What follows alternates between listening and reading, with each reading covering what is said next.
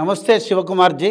వస్తే మీరు ఒక ట్రేడ్ యూనియన్ నాయకుడిగానే కాకుండా ఎక్కడికి వెళ్ళినా ఆ ప్రాంతాలను విజిట్ చేయడంలో కానీ ఒక టూర్ ప్లాన్ చేయడంలో కానీ అక్కడ ఉన్నటువంటి పరిస్థితులు ఏ కాలంలో మరి ఎప్పుడు విజిట్ చేస్తే అక్కడ ఏమేమి చూడొచ్చు ఆ ప్రదేశాలను, దానివల్ల మానసిక ఉల్లాసంతో పాటు మరి ఎంతోమంది రైల్వేనే కాకుండా బయట కూడా మీ గురించి చాలా గొప్ప ప్లానర్, గొప్ప అడ్వైజర్గా అందరూ అనుకుంటూ ఉంటారు.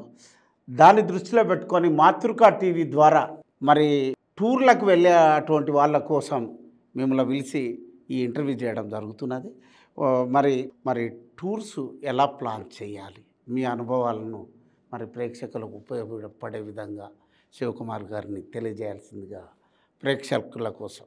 నేను బేసికల్గా నేను ఒక ట్రావెలర్ ఎందుకంటే మనం ప్రపంచాన్ని ఎక్స్ప్లోర్ చేయాలి, ప్రపంచాన్ని చూడాలి, అక్కడ ప్రజల సంస్కృతి చూడాలి, ప్రజల ఒక అలవాట్లని చూడాలి. సో ఆ రకంగా ఎక్స్ప్లోర్ చేయడం అనేది, నేచర్ని చూడాలి, శిల్పకళాన్ని చూడాలి.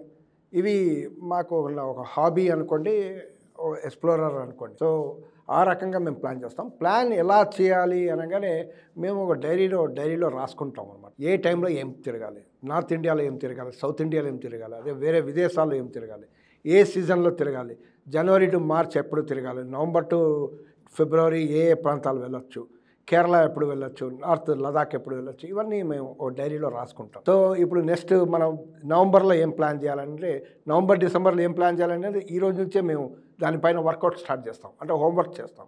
ఏ ప్రాంతాలు ఉన్నాయి, ఏ ప్రాంతాలు మేము చూసాం, ఏ ప్రాంతాలు చూడలేదు, అది ఎన్ని రోజుల్లో చూడాలి. ఈరోజు మీకు చాట్ జీపీటీ వచ్చేసింది. సో చాట్ జీపీటీలో ఈ ప్రాంతాలన్నీ చూడాలంటే అవే ఒక ఐటినరీ తయారు చేసి ఇచ్చేస్తుంది.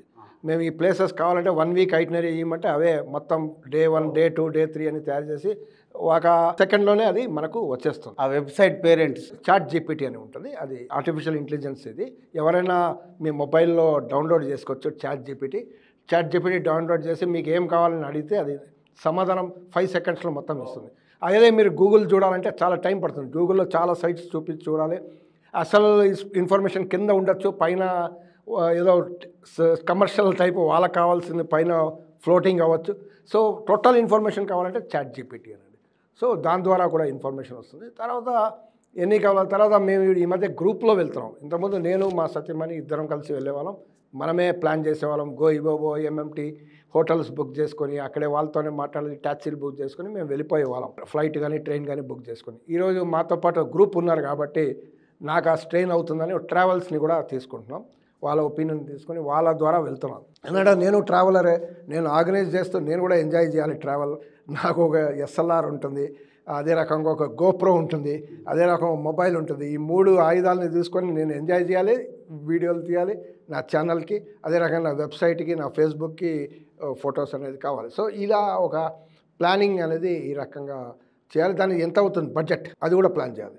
సో ఎంత బడ్జెట్లో ఆ టూర్ అవుతుంది, దాని చుట్టుపక్కల ఒక ఏరియా వెళ్తే దాని చుట్టుపక్కల ఉన్న ప్రాంతాలన్నీ చూసేయాలి. అది మా బేసికల్గా ఉంటుంది. ఉదాహరణకి ఇప్పుడు మేము జైపూర్ వెళ్ళాం. జైపూర్ వెళ్తే జైపూర్ ఒకటే చూడం, జైపూర్ పక్కల ఆల్వార్ కానీ ఇంకో భరత్పూర్ కానీ ఇవన్నీ కూడా చూసేయాలి.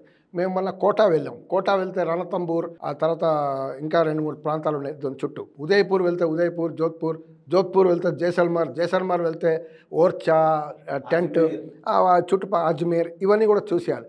మళ్ళీ ఆ ప్రాంతం వెళ్ళకపోవచ్చు కాబట్టి పక్కన ఉన్న ప్రాంతాలన్నీ చూసేయాలి. అది 1 week tour, 6 days 5 days 1 week tour అని. శివకుమార్ గారు, సౌత్ ఇండియాకి వెళ్తే ఏ టైము, నార్త్ ఇండియాకి వెళ్తే ఏ టైము, జనరల్గా టూరిస్టులు వెళ్ళడానికి అడ్వైజబుల్ సీజన్ మీ అనుభవం ప్రకారంగా ఎలా ఉంటుంది? సౌత్ ఇండియాకి అయితే నార్మల్గా ఎనీ టైం వెళ్ళొచ్చు, ఎండలు తప్ప. ఎండాకాలం మనం ఎక్కడ వెళ్ళలేము సో సౌత్ ఇండియాలో. బట్ మాన్సూన్లో కూడా కొన్ని ప్రాంతాలు కొన్ని సమస్యలు ఉంటాయి. ఉదాహరణకి కేరళ కానీ కేరళలో కూడా కొన్ని ప్రాంతాలు మాన్సూన్లో వెళ్ళొచ్చు. మేము గతంలో ఆగస్టులో వెళ్ళాం. మంచి మాన్సూన్ పడే టైంలోనే వాటర్ ఫాల్ చూసాం. అదే రకంగా బోట్ రేస్ కూడా చూసాం. పెద్ద famous boat race, snake boat race. So ఇలా కొన్ని ప్రాంతాలని మనం ఎంచుకొని వెళ్ళొచ్చు. కర్ణాటకలో కూడా చాలా ప్రాంతాలు ఉన్నాయి. కర్ణాటకలో మీకు జంగల్ నుంచి, వైల్డ్ లైఫ్ నుంచి, శిల్పకళ నుంచి, బీచ్ నుంచి ఇవన్నీ ఉంటాయి అన్నమాట. టోటల్ కాంప్రహెన్సివ్ టూరిస్ట్ స్టేట్ ఏమంటే మేము కర్ణాటక అంటాం. మొత్తం అన్నీ ఉంటాయి. కేరళలో కూడా కొన్ని చాలా డిస్ట్రిక్ట్స్ ఉంటాయి. కేరళలో అసలు ప్రతి టూరిస్ట్ ఒకసారి సంవత్సరానికి ఒకసారి లేదా 2 సంవత్సరాలకు ఒకసారి కేరళ వెళ్ళాలి. కేరళలో కొన్ని పాకెట్స్ని మనం విభజించి ఆ రకంగా చూస్తూ ఉండాలి. సో కేరళ మొత్తం కవర్ కాదు. ఎందుకంటే ఇంటర్నేషనల్గా కూడా Kerala famous, God's own country అంటారు. అది మొత్తం ప్రపంచం, ఎందుకంటే అక్కడ ఇన్ఫ్రాస్ట్రక్చర్ బాగుంటుంది, రోడ్లు బాగుంటాయి, అక్కడంతా ఎడ్యుకేటెడ్ డ్రైవర్స్ ఉంటారు, హోటల్స్ సదుపాయాలు, హాస్పిటాలిటీ సెక్టర్ అవన్నీ టోటల్గా డెవలప్డ్. టూరిస్ట్గా ఆ స్టేట్ చాలా డెవలప్డ్గా ఉంటుంది కంపేర్ టు వేరే అదర్ ప్లేసెస్. ఇది కొంచెం గాడ్స్ ఓన్ కంట్రీ అనడానికి అక్కడ ఉన్నటువంటి ప్రకృతి అంటే దేని దృష్టిలో పెట్టుకొని అలా ప్రకృతి, backwaters, coconut trees, plantain trees, బీచ్లు, క్లిఫ్స్, ప్రకృతి పరవశించే ప్రకృతి.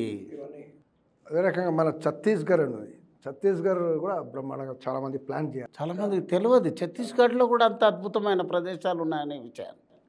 జగదల్పూర్ ఆ ఏరియాలో ఏదైతే ఉన్నాయో అక్కడ మంచి మంచి వాటర్ ఫాల్స్ ఉన్నాయి. అదే రకంగా నవంబర్లో వెళ్ళాలి. వెంటనే మాన్సూన్ అయ్యాక నెక్స్ట్ మంతే వెళ్ళాలి. అక్కడ వెళ్తే అక్కడ మళ్ళీ దసరా టైంలో వెళ్ళాలి. దసరా టైంలో జగదల్పూర్లో ద వరల్డ్స్ బిగ్గెస్ట్ ఫెస్టివల్ అంటారు, లాంగెస్ట్ ఫెస్టివల్ అంటారు. బస్తర్ దసరా అనేది వరల్డ్స్ లాంగెస్ట్ ఫెస్టివల్. 70 రోజులు చేస్తుంటారు ఆ ట్రైబల్ దసరా. అదే జనరల్ భారతదేశంలో ఉన్న దసరా టైప్ ఉండదు, వాళ్ళది వేరే టైప్ ఉంటుంది. ఆ ట్రైబల్స్ అన్నీ జరుపుతుంటారు. వేలాది మంది వస్తారు. మేము దాంట్లో పాల్గొన్నాం. వాళ్ళతో కూడా బ్యాండ్లో మేము వాయించడం కూడా జరిగింది, ఆ బ్యాండ్ వాయించడం. సో అంటే ఎవ్రీ ఇయర్ జరుగుతుందా? 70 రోజులు 70 రోజులు జరుగుతాయి. ఆ దసరాకి 2-3 రోజుల ముందు ఆ టైంలో ఉండాలి మనం అక్కడ. ఆ మెయిన్ టైంలో వేలాది మంది వస్తారు. అది ఒక మంచి అనుభూతి ఉంటుంది. అదే రకంగా ఆదిలాబాద్లో కూడా మీకు నిర్మల్ ఆ ప్రాంతంలో మీకు మేము ప్లాన్ చేస్తున్నాం ఈ ఇయర్ వెళ్ళాలని. దీవాళీ టైంలో, దీవాళీకి 2-3 రోజుల ముందు అక్కడ ఉండాలి. అక్కడ ఉంటే గోండ్లు ఇండ్లు వాళ్ళందరూ వాళ్ళ డ్రెస్ వేసుకొని వాళ్ళ కల్చర్ ఉంటుంది, వాళ్ళలో వెళ్ళాలి. వాళ్ళ ఇంటికి వెళ్ళి మనం అంతా వాళ్ళతో మాట్లాడచ్చు, అవన్నీ చేయవచ్చు. సో ట్రైబల్ టూరిజం అని పేరు చెప్పి మనం ఆదిలాబాద్ వెళ్ళొచ్చు. సో ఇలా ఒక సంస్కృతిని కూడా చూసుకుని వెళ్తే బాగుంటుంది అని చూస్తాం. ఇప్పుడు డార్జిలింగ్, సిక్కిం అవన్నీ వెళ్ళొచ్చాం. అక్కడ ప్రజలు, సంస్కృతి, వాళ్ళ ఆలోచన విధానం, వాళ్ళు ఎలా పహాడీ ప్రాంతంలో ఉంటారు, పహాడీ వాళ్ళు ఎలా ఆలోచిస్తారు, వాళ్ళ బిహేవియర్ ఎలా ఉంటుంది, వాళ్ళ ఆలోచనలు ఎలా ఉంటుంది, ఇవి కూడా మనం స్టడీ చేయాలి. అంటే టూరిజం అంటే కేవలం ప్రాంతాలే కాదు, అక్కడ ఉన్న ప్రజలతో కూడా మనం రియాక్ట్ అవ్వాలి. వాళ్ళు ఎలా ఆలోచిస్తున్నారు, అక్కడ ఉన్న ఎడ్యుకేషన్ ఎట్లా ఉంది, హెల్త్ ఎట్లా ఉంది, వాళ్ళ జీవన పరిస్థితులు ఎట్లా ఉన్నాయి, ఇవి కూడా మనం చూడాలి. అంటే వీ షుడ్ బి ఎక్స్ప్లోరింగ్, అంటే ఎక్స్ప్లోరింగ్ ఎవ్రీథింగ్ అని ఉండాలి. ఈ మధ్య మేము వియత్నాం వెళ్ళాం. వియత్నాం వెళ్తే బ్రహ్మాండమైన ప్లేస్ అది. అసలు మేము చెప్తాం సింగపూర్ అవాయిడ్ చేయవచ్చు, డైరెక్ట్ వియత్నాం చంపడియా వెళ్ళొచ్చు. ఎవరైనా ఫస్ట్ టైం వెళ్ళాలంటే వియత్నామే బెస్ట్. మొత్తం ప్రపంచంలో ఉన్న టూరిస్టులు అందరూ అమెరికన్స్ నుంచి, యూరోపియన్స్ నుంచి అందరూ అక్కడ కనపడతారు, రోడ్డు మీద కనపడతారు. వేలాది లక్షల్లో ఉంటారు. ఎందుకంటే అక్కడ మంచి ఇన్ఫ్రాస్ట్రక్చర్ కనిపించింది.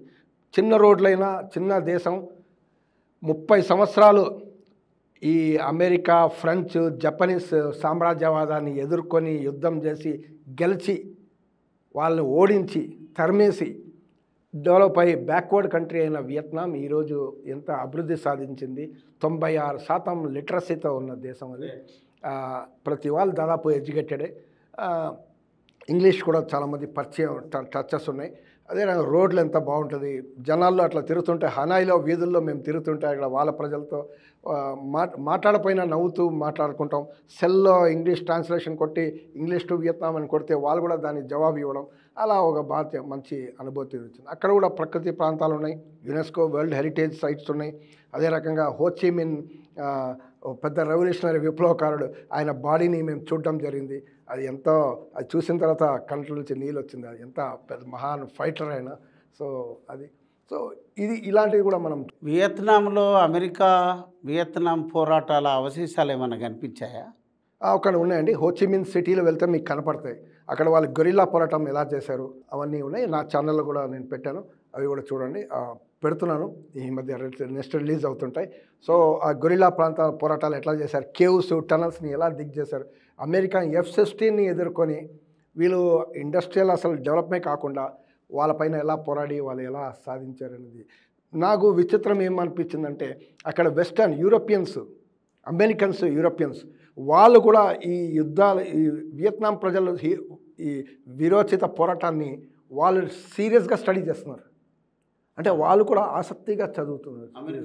అమెరికన్స్ అండ్ యూరోపియన్స్ టూరిస్టులు వాళ్ళు ప్రతి మ్యూజియంలో చూస్తే ప్రతి చార్ట్ని వాళ్ళు చూసుకుంటున్నారు, కొంతమంది రాసుకుంటున్నారు. అంటే నిజంగా వాళ్ళ హృదయాన్ని కూడా వాళ్ళు కలిపేసింది, వాళ్ళు కూడా ఒక పాజిటివ్ మైండ్లో ఉన్నారు. అది నాకు బాగా నచ్చింది. అంటే ఈ వీరోచిత పోరాటాన్ని ఈరోజు కూడా చూస్తున్నారు జనాలు, ప్రజలు, పర్యాటకులు.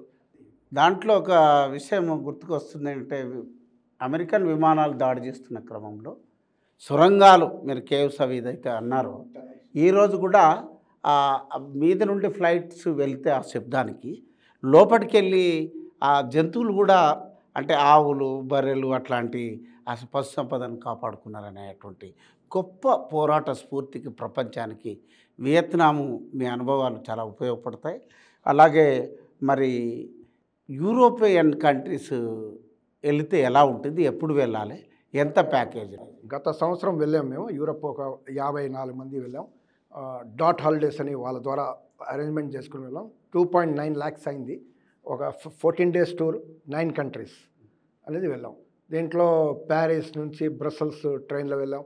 అదే రకంగా బ్రసెల్స్ నుంచి నెదర్లాండ్స్, జర్మనీ, స్విట్జర్లాండ్, ఆస్ట్రియా, ఇంకో లైసెన్స్ అనే చిన్న కంట్రీ అది దారిలో ఉంటుంది. తర్వాత రోము, వాటికన్, ఇవి 9 countries అనమాట. ఇది గొప్ప యూరోపియన్ టూర్. మాకు ఉన్న టూర్లో best tour Vietnam and Europe. ఎందుకు బెస్ట్ టూర్ అంటే అక్కడ వాళ్ళ ప్రాచీన హెరిటేజ్ని ఈరోజు కూడా అలాగే మెయింటైన్ చేస్తారు. ఆ యూరోప్లో ఆ చైతన్యం ఉంది, ప్రజల్లోనే ఆ చైతన్యం ఉంది. అదే రకంగా వాతావరణాన్ని కాపాడడంలో కూడా యూరోపియన్ ప్రజలు ఒక చైతన్యం ఎక్కువ ఉంది. ఎందుకంటే దానివల్ల వాళ్ళ నాయకులు పాలకవర్గం పైన వాళ్ళు ఒత్తిడి పెంచి ఆ రకంగా వాళ్ళు కూడా ఈ కాలుష్యాన్ని నిర్వహణలో పాలక వర్గాలు కూడా చేస్తుంటాయి. ఎందుకంటే ప్రజల చైతన్యం ఎక్కువ ఉంది కాబట్టి అది కూడా గమనించాం. నెదర్లాండ్స్లో అయితే ఎంతమంది ప్రజలు ఉన్నారో వాళ్ళకన్నా ఎక్కువ సైకిల్స్ ఉన్నాయి అనమాట. సో సైకిల్కి సెపరేట్ పాత్ ఉంటాయి. చాలా కంట్రీస్లో మేము చూసాం, ప్యారిస్ కానీ అన్ని చోట్ల సైకిల్కి సెపరేట్ పాత్ ఉంటాయి, బస్సులకి సెపరేట్ ఉంటాయి, ట్రామ్లు సెపరేట్ ఉంటాయి. ఇక సో ట్రామ్లు, సైకిల్ ఎక్కువ చూసాం మేము. పీక్ అవర్లో తిరిగినా కానీ పెద్ద రష్ అనిపించలేదు. అంతా అది మంచిది. 96 సంవత్సరాలు ఒక ముసలావిడ కూడా సైకిల్ తొక్కుతుంటూ వెళ్తుంది, మేము చూసాం. ఆవిడ కూడా వీడియోలు తీస్తుంటే ఆవిడ నవ్వుతూ ఇట్లా చేయి ఊపుతూ వెళ్తుంది. సో ఇది మంచి అనుభూతి. ఇప్పుడు ప్రకృతి సూత్రాలు, ఇప్పుడు స్విట్జర్లాండ్ ఇన్ఫ్రాస్ట్రక్చర్ బాగా కల్పించారు. మొత్తం కొండ ప్రాంతాలపైన ట్రైన్ వెళ్తుంది. మా చుట్టుపక్కల స్నో ఉంటాయి, అక్కడ వెళ్తుంటాం. మొన్న మేము వేరే చోట వెళ్ళాం, సిక్కింలో. ఆ స్నో దగ్గర స్నో అక్కడే ఉంది, మేము వెళ్ళలేకపోయాం. ఎందుకంటే దారిలో ఎక్కడ పడతామో పడితే ఆ నదిలో ఎట్లా కొట్టుకుపోతామో అనే భయంతో మేము అక్కడైతే సింపుల్గా మంచి కేబుల్ కార్ పెట్టాడు, బ్రిడ్జ్ పెట్టాడు, సదుపాయాలు పెట్టాడు. సో ఇది యూరోప్లో ఆ రకంగా ఉంటుంది. Indian restaurant, Indian lunch, Indian dinners ఉంటాయి. సో యూరోప్ అనేది సందర్శించాల ప్రాంతం. 3 లక్షల లోపల బడ్జెట్లో మనం చూడవలసిన చాలా మరి అంతర్జాతీయంగా జాతీయంగా అక్కడ ప్రకృతిని ఎట్లా కాపాడుకుంటున్నారు అనేది ఈరోజు భారతదేశం కుప్పలుగా పేరుపోతున్న కాలుష్యాన్ని మరి ఒక మంచి ప్రకృతి ఒక వరం మనిషికి, మరి ఎలా కాపాడుకోవాలనేటువంటి విషయాలు కూడా చాలా చక్కగా చెప్పారు. అలాగే మరి గ్యాంగ్టాక్లో అద్భుతమైనటువంటి ప్రకృతి, అట్లాగే మరి ఎక్కడెక్కడ ట్రైబల్స్లో లేకపోతే యూరోపియన్ కంట్రీస్లో జరుగుతున్నటువంటి మన దేశంలో కూడా అద్భుతమైన ప్రకృతి సంపద. మరి కాశ్మీర్లో మీ అనుభవాలు ఏమన్నా చెప్పగలరు? కాశ్మీర్ అనగానే ప్రజల్లో ఒక రకంగా ఒకటి క్రియేట్ చేశారంటే జయప్రకాష్ నారాయణే చెప్పాడు ఒకప్పుడు. ఏమంటే కాశ్మీర్ని ప్రజల నుంచి వేరు చేసి కాశ్మీర్ని ఒక విలన్గా చూపించే ఇది వరకు తప్పు, ఇది తప్పు అనేది జయప్రకాష్ నారాయణ గారు చెప్పారు. మేము చూస్తే అది నిజం అనిపించింది. అక్కడ ప్రజలు ఎంత, మీరు కూడా వచ్చారు, ఆ ప్రజలు ఎంత మంచి ఐకమత్యంగా విభేదాలు లేకుండా లవ్ అండ్ ఎఫెక్షన్తో ఉన్న ప్రజలు, వేరే ప్రాంతాల కన్నా ఎక్కువ లవ్ అండ్ ఎఫెక్షన్ మాకు కాశ్మీర్లో కనబడింది. కాబట్టి అక్కడ మిలిటెన్సీ కారణం చాలా ఉన్నాయండి. మీరు వాళ్ళని సరిగా చూడకపోతే న్యాచురల్లీ జనాల్లో కూడా తిరుగుబాటు వస్తుంది. అది ఒక భాగం. ఆ తిరుగుబాటు రాకుండా వాళ్ళు ఫెసిలిటీస్ అవన్నీ కల్పిస్తే అవన్నీ బాగుంటుంది. కానీ భూ సంస్కరణలు కూడా అక్కడ మొట్టమొదటిగారిగా భారతదేశంలో అమలైందంటే షేక్ అబ్దుల్లా గారి నాయకత్వంలో జరిగింది నేషనల్ కాన్ఫరెన్స్. భూ సంస్కరణలు ఫస్ట్ అక్కడ, తర్వాత కేరళలో, బెంగాల్లో. సో ఫస్ట్ అక్కడ జరిగింది. ఇవాళ కూడా ఎడ్యుకేషన్లో కాశ్మీర్ కొంచెం ముందు ఉంటుంది, హ్యూమన్ డెవలప్మెంట్లో కూడా ముందు ఉంటుంది. కానీ వాళ్ళపైన సప్రెషన్ కూడా ఉంది. ఎక్కడ పడితే ఆర్మీ వాళ్ళు మనకు కనబడ్డారు. అంటే ఎక్కడ పడితే వాళ్ళు రోజు పోలీస్ రాజు కనపడితే, ఆర్మీ రాజు కనపడితే ప్రజల్లో ఒక అసంతృప్తి. మన చుట్టూ ఆర్మీ వాళ్ళు ఇక్కడ వెళ్ళొద్దు, అక్కడ వెళ్ళొద్దు అనగానే కోపం వస్తాయి, కోపంలో తిరుగుబాట్లు కూడా వస్తాయి. సో ఇవి జాగ్రత్తగా హ్యాండిల్ చేయాల్సిన పరిస్థితి ఉంది. ఇది పొలిటికల్ ఇది. బట్ కాశ్మీర్ చాలా అందమైన ఇది, ఓ ప్యారడైజ్ అని చెప్తారు. అది డెఫినెట్గా మనం చూసాం. దాన్ని చూడాల్సిన టైం కూడా ఏమంటే ఏప్రిల్ టు మే బాగా టైం ఉంటుంది స్నో అవన్నీ చూడాలంటే. లేదు నార్మల్గా మీరు స్నో లేకుండా ప్రకృతి అందాలని వేరే రకంగా చూడాలంటే మీకు జూలై నుంచి మీరు సెప్టెంబర్ అక్టోబర్ వరకు మీరు చూడొచ్చు. సో అప్పుడు మాకు మొత్తం గ్రీనరీ అనేది ఎక్కువ కనపడుతుంటాయి. సో ఆ రకంగా ఇప్పుడు లదాఖ్ ఉంది, జూలై ఆగస్ట్ చూడొచ్చు. చాలా చల్లగా ఉంటుంది, చాలా చల్లగా ఉంటుంది. ప్లస్ క్లైమేటైజేషన్ ఉంటుంది. ఎవరికైనా ఆస్మా ఉంటే వాళ్ళు అవాయిడ్ చేయాలి, అక్కడ వెళ్ళొద్దు. ఎందుకంటే బ్రీతింగ్ ప్రాబ్లం కొంత ఉంటాయి. కొన్ని ట్యాబ్లెట్స్ ఇస్తుంటారు, అది తింటుండే పర్వాలేదు. 5 days టూర్ అక్కడ ప్లాన్ చేయవచ్చు. సో ఇలా శ్రీనగర్ మొత్తం మంచు కురుస్తూనే ఉంటుంది. మీరు మంచులో తడవడం, ఎగరడం మేము స్కాటింగ్ చేసినటువంటి ఎన్నో వీడియోల్లో మీ ప్రయాణంలో చూసాం. దాల్ లేక్ నిరంతర జీవనదిలాగా ప్రవహిస్తూనే కొంతకాలం కంప్లీట్ మైదాన ప్రాంతంగా క్రికెట్ ఆడుకునేటట్టుగా ఉంటుందని చెప్తారు. దాల్ లేక్ యొక్క ప్రత్యేకత అది ఎన్ని కిలోమీటర్ల దూరం అందమైన సరస్సుతో పాటు ఆకాశాన్ని అంటుకునేటువంటి మొఘల్ గార్డెన్స్లో అక్కడ పుష్పాలు కానీ గులాబీలు అసలు ప్రపంచం మొత్తమే అక్కడికి పరిగెత్తుకొని వచ్చేస్తారు. వాటి గురించి ఏమైనా విషయాలు మీరే అన్నీ చెప్పారు. డిసెంబర్ టు ఫిబ్రవరి వెళ్తే ఆ రకంగా డాల్ లేక్ అనేది టోటల్గా స్కేటింగ్కే ఉపయోగపడుతుంది. ఆడుకోవచ్చు, పాడుకోవచ్చు అవన్నీ అలాంటివి. దాని తర్వాత వెళ్తే అది వాటర్గా తయారవుతుంది. అది మంచి ప్లేస్. ప్లస్ గార్డెన్స్గా చూస్తే మొఘల్ గార్డెన్స్ సూపర్. అది 2-3 మొఘల్స్ గార్డెన్స్ ఉన్నాయి. అది నిజంగానే చాలా ఆకట్టుకుంటుంది. ఆకాశం నుండి వచ్చే జలపాతాలు, చిన్న గార్డెనే అయినా 2 గంటలు మనం అక్కడ ఉండాలి. ఆ రకంగా చూడాలి. మినిమం 2 గంటలు ఉండాలి. 2 గంటలు. ఇంకా భారతదేశంలో ఏమైనా లేకపోతే రాబోయే టూరిస్టుల గురించి మీరు ఏమన్నా? రాజస్థాన్ ఒక మంచి ప్రాంతం. అక్కడ ఈరోజు మీకు పాత ప్యాలెస్లు, ఫోర్ట్లు ఆ రకంగానే ఉంటాయి. ఈరోజు మన హిందీ సినిమాలు చాలా అన్ని సినిమాలు చూస్తుంటాం. ఫోర్ట్లు, ప్యాలెస్లు అవన్నీ కనపడుతుంటాయి. అవి యాసిటీస్ ప్రిజర్వ్ చేసి పెట్టారు. అది ఆ రకంగా జైపూర్, మీకు కోట ఇవన్నీ వెళ్ళాల్సిన పరిస్థితి. ఉదయ్పూర్ వెళ్ళాలి, జోధ్పూర్ వెళ్ళాలి, జైసల్మార్ వెళ్ళాలి. ఇవి ముఖ్యమైన ప్రాంతం. బికనేర్ కూడా వెళ్ళొచ్చు. ఇలాంటి ఇంపార్టెంట్ ప్లేసెస్ ఉన్నాయి.